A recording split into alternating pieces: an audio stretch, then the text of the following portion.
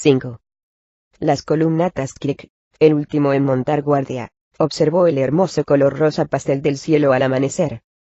Unas suaves rayas ocres parecían iluminar las nubes puras y blancas que se elevaban sobre el horizonte. Sin embargo, el ladrón no tardó en notar una oleada de calor que penetraba en su cuello. Se volvió y descubrió una segunda salida de sol que remedaba la primera con total perfección. Con visible velocidad, salían otros soles tanto por el norte como por el sur. Ilusión, ¿o no? El efecto era desconcertante. El sofocante calor de las esferas cegadoras hizo que los pequeños montones de barro del camino se secasen y endureciesen. Y la propia tierra empezó a humear, desprendiendo un olor insoportable. Kirik despertó a los demás antes de que se pusiese de manifiesto todo el efecto del tremendo calor. Kelemvor, todavía aturdido por una mala noche, fue en busca de la única tienda que tenían. Luego juró para sus adentros al recordar que había quedado destruida cuando los caballos de carga habían sido atacados por los monstruos el día anterior. Ordenó a los demás que reuniesen todas las mantas y capas que hubiere, y se cubriesen inmediatamente, pues la tierra rasa que rodeaba a los héroes no los protegía mucho del sol. Medianoche, llamó Kelemvor. Si te queda algún sortilegio milagroso que pueda ayudarnos, este es el momento de usarlo. Medianoche no prestó atención al tono sarcástico de la voz de Kelemvor. Poneos todos juntos, gritó Medianoche. Los caballos también. Luego colocad toda el agua que tengamos en un punto. Las órdenes de Medianoche fueron ejecutadas, y una densa niebla llenó el aire cuando la maga de cabello oscuro lanzó un sortilegio menor destinado a humedecer la zona. Un segundo sortilegio enfrió el agua que tenían para beber, para evitar así que se evaporase con el calor. Las mantas envolvieron a los aventureros en la oscuridad, y ayudaron a que se mitigase el intenso calor de los soles. Medianoche se alegró de que sus hechizos no hubiesen fallado. Vio diminutas rayas de luz moverse por la superficie del medallón, y, a pesar del sofocante calor de los soles que salían, un escalofrío recorrió su cuerpo. Adon, a oscuras bajo la manta, recordó un sortilegio simple susceptible de permitirle soportar los efectos del intenso calor sin que éste lo dañase. Deseó ardientemente poder recurrir al hechizo, pero sabía que no tendría efecto. Antes y después de su guardia, había rezado a Sune y probado unos sortilegios. Sus esfuerzos habían sido vanos, como había ocurrido desde el advenimiento. Medianoche podía ver los soles incluso a través de la tela de su capa. Observó, fascinada, cómo convergían directamente sobre ellos, formando una deslumbradora serie de luces, que luego se convirtieron en una sola. El calor disminuyó hasta niveles normales casi al instante. Parecía que la crisis había llegado a su fin. Sin embargo, el calor afectó a los aventureros que, incluso mientras se preparaban para ponerse en marcha, discutían acerca de qué sol había sido el verdadero y en qué dirección debían encaminarse. Al final se rindieron al infalible instinto de Kirik, y el día recuperó una apariencia de normalidad. Al cabo de un rato, las tierras llanas dieron paso a unas montañas exuberantes y onduladas en el este, y aparecieron las imponentes cimas de las montañas del desfiladero de Gnoy en la lejanía. Los héroes dejaron la carretera principal, sorprendiéndose gratamente al encontrar las ruinas de una columnata que rodeaba una reluciente charca de agua fresca. Adon la probó y afirmó que era pura. Bebieron con avidez, y rellenaron sus cantimploras. La idea de bañarse apenas había pasado por la mente de los sudorosos aventureros cuando Adon, sin pudor alguno, empezó a desnudarse. «Adon», gritó Kelemvor, y el clérigo quedó inmóvil en equilibrio sobre una pierna, y con las manos asidas a una bota. «Hay una mujer y una niña». Adon posó el pie antes de caerse. «Oh, disculpad». Medianoche movió la cabeza. La idea de bañarse y refrescarse antes de la última etapa del viaje no era mala en absoluto, pero habría que disponerlo de otra forma. «Si los tres tenéis ganas de bañaros, me llevaré a Caitlan y esperaremos al otro lado de la charca, de espaldas a vosotros», propuso la maga. «Bien. Luego haremos lo mismo, para que os podáis bañar vosotras», repuso Kelemvor, y empezó a sacarse la camisa. «Sí, con la diferencia de que vosotros estaréis en la cima más cercana antes de que estemos dentro del agua». Medianoche tomó a Caitlan de la mano, y se la llevó. Cuando Medianoche y Caitlan estuvieron al otro lado de la columnata, Adon se desnudó completamente, y, Después de doblar con cuidado su ropa y dejarla apilada, tomó carrerilla y se zambulló en las cristalinas aguas. Se puso a chapotear y gritar como un niño, mientras Kelemvor se reía. Bien hecho, muchacho. Y Kelemvor se desnudó a su vez. Hasta Kirik se metió en la charca, si bien parecía bastante inseguro en comparación con los demás compañeros. Mientras esperaban a que los hombres acabasen de bañarse, a medianoche le sorprendió el silencio de Caitlán. Le gustaba hablar con la muchacha, sin embargo, incluso después de haberla instado dulcemente a que dijese algo, permaneció en completo silencio, sin dejar de mirar el horizonte. ¿Medianoche? ¿Sin volverse? Medianoche contestó. Sí, Kelemvor. Tengo que decirte algo. Medianoche notó el tono festivo de la voz de Kelemvor, y frunció el entrecejo. Puede esperar. Puedo olvidarme, replicó Kelemvor. No te preocupes, estamos dentro del agua. Medianoche relajó los hombros, y miró a Caitlán. Espera aquí, le dijo. Caitlán asintió. Medianoche se levantó, y encontró a Kelemvor cerca de la parte de la charca donde estaba ella. Adon y Kirik seguían en el otro extremo. El Kelemvor desnudo de su imaginación, resultó no ser muy diferente del verdadero. Cuando vio el cuerpo mojado y brillante de Kelemvor, Medianoche no pudo evitar un estremecimiento. No recordaba la última vez que la habían tocado unas manos como las suyas. Kelemvor la interrumpió en sus pensamientos al salpicarla con el agua mientras se acercaba a ella nadando y bromeando, para que se reuniese con él. «¿Te gustaría, verdad?», dijo Medianoche, a la vez que cruzaba los brazos sobre el pecho. «Sí», dijo Kelemvor, con un brillo travieso e infantil en los ojos. «Pues mi ropa no se moverá de su sitio hasta que los tres estéis bien seguritos en aquella colina», dijo ella, para luego meter un pie en la charca y salpicar el hermoso rostro del guerrero. Él quiso agarrarle el tobillo, pero no atinó, cayó hacia adelante, y se dio un fuerte golpe en la cabeza con el borde de piedra de la charca. Los brazos del guerrero se agitaron mientras empezaba a hundirse, y un rastro de sangre ensució el agua. «¡Kel!», gritó Medianoche. De pronto, se formó un remolino y una mano hecha de agua agitada alzó a Kelemvor de la charca y lo colocó en un pequeño remanso.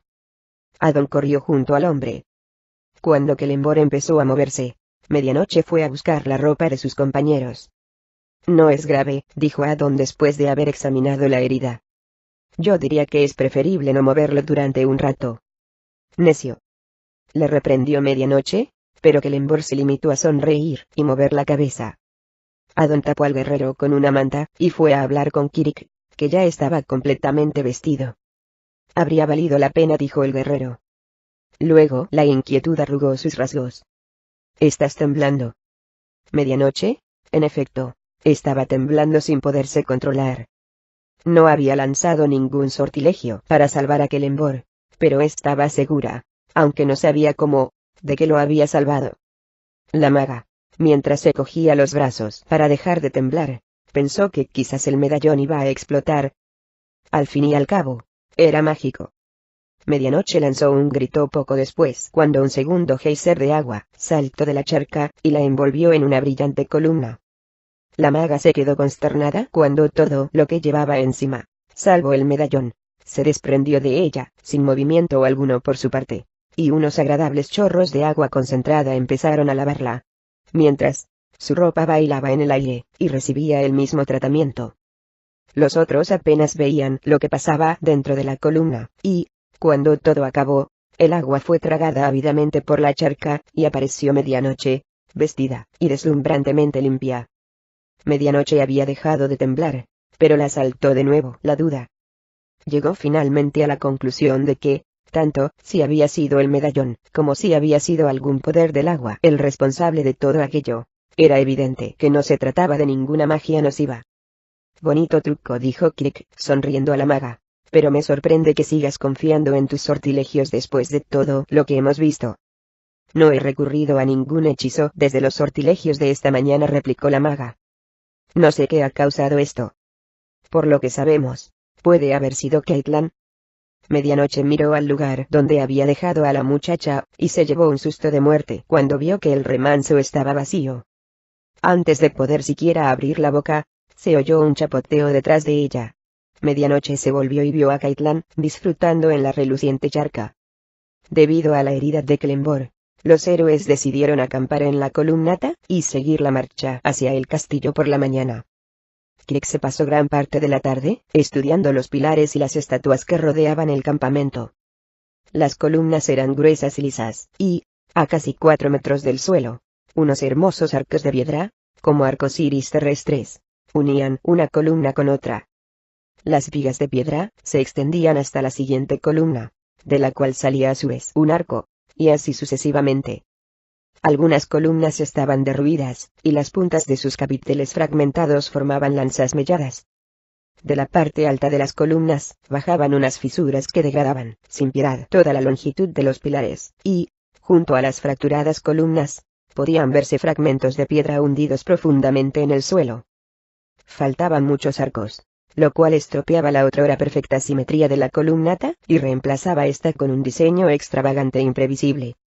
El interés de Crick se centró principalmente en las estatuas, a pesar de que casi todas las esculturas estaban rotas por alguna parte, y a muchas les faltaba la cabeza.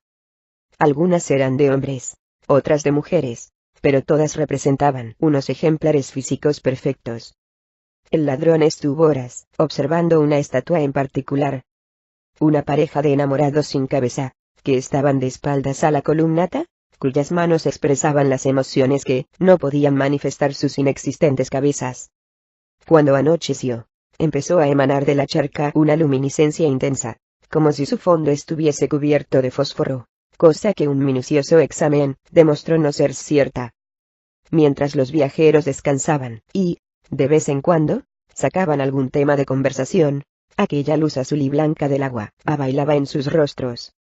Crick contó unas historias sobre unos aventureros malhadados que habían buscado la fortuna en las legendarias ruinas de Midranor, ignorando las advertencias de los héroes que custodiaban el lugar.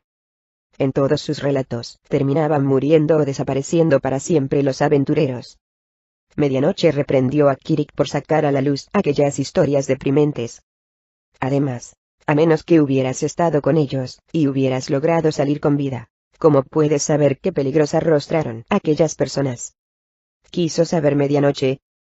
Crick miró fijamente el agua, y no contestó. Medianoche decidió dejar las cosas como estaban.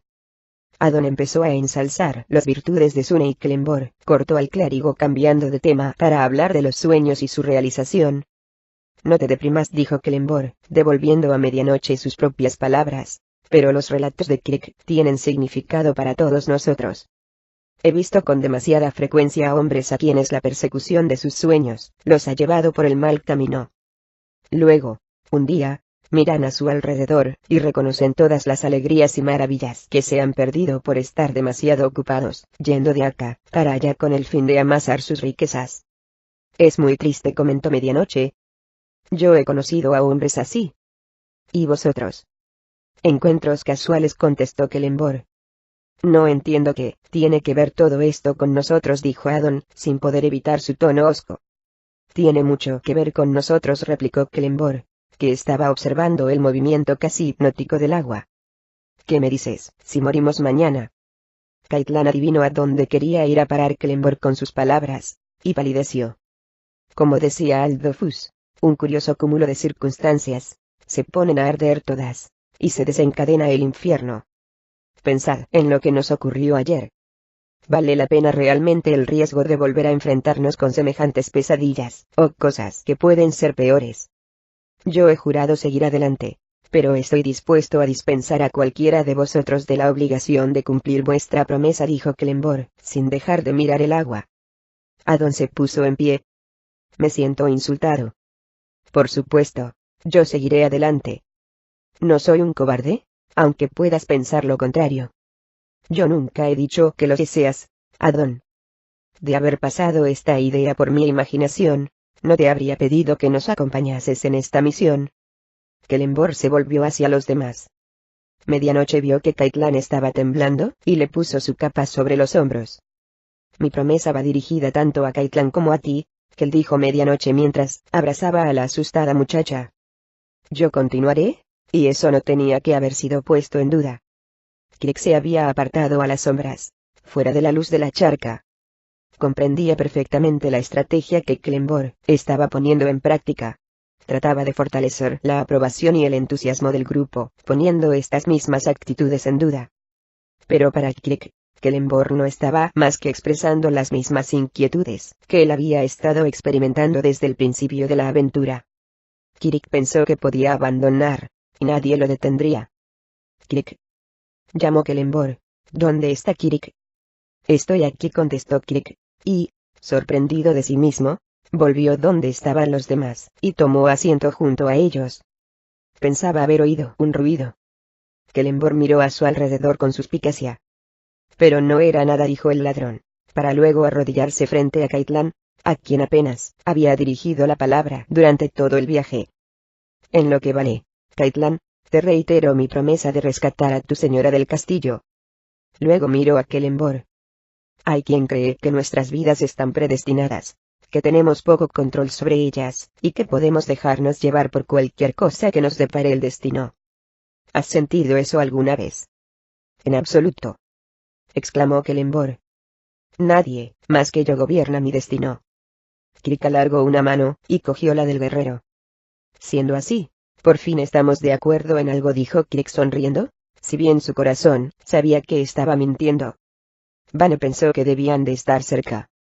Removió las aguas del estridente estanque hasta que se le cansaron los brazos. Se sintió aliviado cuando una imagen empezó a tomar forma. Sin embargo, algo interfería en su intento de espiar a los salvadores de Mystra. Incluso cuando el agua del estanque volvió a quedarse quieta, la imagen siguió siendo vaga e indistinta. Vane estudió la imagen casi quieta de los humanos que habían acudido a rescatar a Mystra. Le interesaba sobre todo la mujer, pero ella estaba dormida de costado, y no podía ver el medallón. Estudió a los demás y una carcajada salió del dios hecho carne.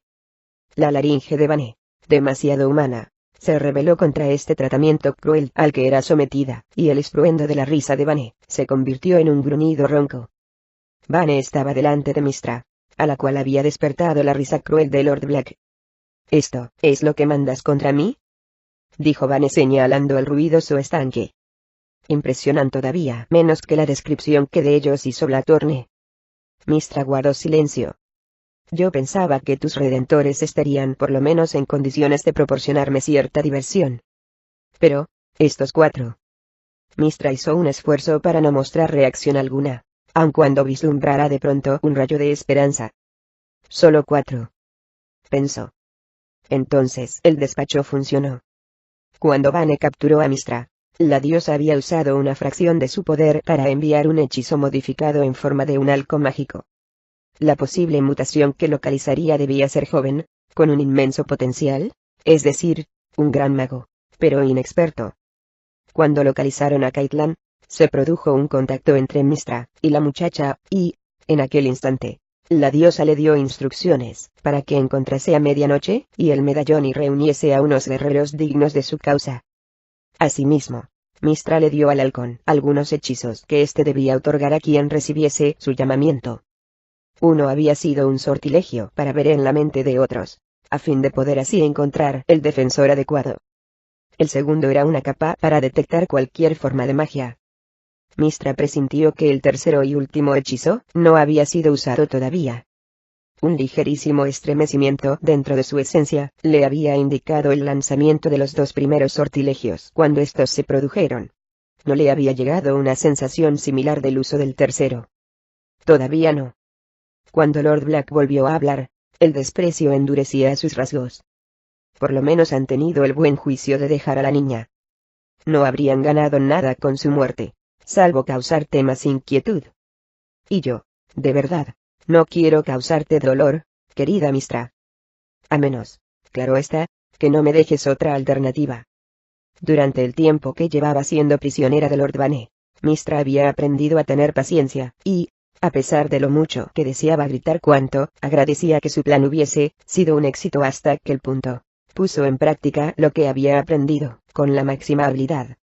Caitlin había sido protegida de las inoportunas brujerías de Vane. Él no sabía que la joven estaba aún con el grupo. Te ofrezco mi indulgencia una vez más. Prométeme lealtad a mi causa. Ayúdame a unir a los dioses contra Lord Ao, y poder así recuperar los cielos. Si haces esto, todo quedará perdonado. Si desaprovechas esta oportunidad que te ofrezco, te juro que estos humanos que intentan arrancarte de mis garras, recibirán unos tormentos propios de los condenados. Se oyó un ruido detrás de ellos. Lord Vane. Este se volvió para saludar a Tempus Blackthorne. El hechicero tenía una piel pálida, casi color marfil, y llevaba su largo pelo, negro como el azabache, recogido en una cola. Se cubría el pecho con un peto hecho de puro acero negro en cuyo centro aparecía una joya del tamaño de un puño. Asimismo, parecía ser insustancial, casi como un fantasma. Hay asuntos urgentes que requieren tu atención en Sentinel, dijo Blackthorne. Han encontrado al caballero siniestro. ¿El caballero siniestro?, exclamó Vane moviendo la cabeza. La conspiración contra Arabel. Él era nuestro agente. Vane lanzó un profundo suspiro. El que fracasó. Lord Chess quiere ejecutarlo inmediatamente, dijo Blackthorne. Sin embargo, ese hombre tiene un expediente intachable, y tropezó con imponderables en su cometido. Vane juntó sus manos garras. Para ti es un asunto personal, ¿verdad? Blackthorne agachó la cabeza. Ronglat, el caballero siniestro, y yo somos amigos desde niños. Su muerte sería una pérdida sin sentido. Vane respiró hondo. Vamos a hablar del asunto. Luego le llevarás mi sentencia a Chess. Nadie se atreverá a discutirla. Mystra observaba mientras Vane y su emisario hablaban. La atención del dios de la lucha estaba fijada en el asunto que tanto importaba a Blackthorne, y Mystra agradeció aquel respiro de su constante acoso. Mystra pensó que, por lo menos, existía una probabilidad de escapar. El hecho de que la mutación que ella había creado hubiese encontrado a quien poseía su responsabilidad era más de lo que hubiera podido esperar. No habría otra ocasión como aquella. Y entonces le proporcionaría la identidad de los ladrones a Lord Dao, y volvería a casa. Sin embargo, no era momento de regocijarse. Era momento de actuar. Mystra sabía que, encadenada como estaba, no podría escapar a sus grilletes. No obstante, sus cadenas y las atenciones de la Quasar no habían impedido completamente que conservase suficiente energía mística para lanzar un último hechizo menor. Mystra se concentró, y no tardó en sentir una conexión con Caitlin. Ven inmediatamente, ordenó Mystra, y sus palabras retumbaron en el cerebro de la muchacha. Utiliza el último hechizo que te he concedido, y ven enseguida. No esperes a los otros. Ellos no tardarán en llegar. La conexión se interrumpió de pronto, y Mystra oyó las pisadas de Vane. Blackthorne se había marchado. Vane se detuvo delante de la diosa. ¿Has cambiado de opinión? ¿Has decidido finalmente unirte a mí?, preguntó Vane. Mystra guardó silencio. Vane suspiró. Es una lástima que vayas a morir pronto. Al fin y al cabo, ¿cuántas veces podrás soportar todavía a la Quasar? Los tormentos que te causa cuando viola tu esencia deben de ser increíbles. Mystra ni se movió. Contigo, o sin ti, encontraré un medio para derrocar a Ao, Mystra. Harías bien uniéndote a mí antes de que deba matarte. Como la diosa de la magia siguió guardando silencio, Vane se volvió, y se dirigió al ruidoso estanque, donde reanudó la vigilancia de los huéspedes acampados fuera del castillo. Ven inmediatamente, ordenó Mystra, y Caitlin se puso en acción. A pesar de las palabras de la diosa, según las cuales debía dejar a sus nuevos amigos detrás, Caitlin tuvo la tentación de despertar a medianoche, o a Kelenbor, explicarles la llamada de Mystra, y decirles que no había tiempo que perder, que tenían que dirigirse inmediatamente al castillo. Pero había que seguir las órdenes de Mystra al pie de la letra.